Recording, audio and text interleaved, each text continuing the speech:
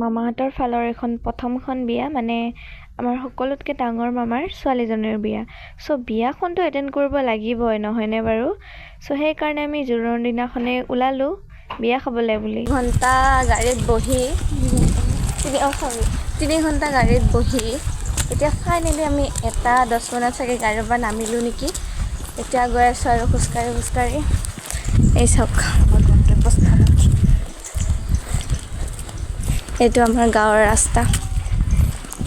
এনেকৈ আৰু back check হাতত। বিয়াঘৰ আহি পাই প্ৰথমতে চাহ খাবলৈ বহিলোঁ।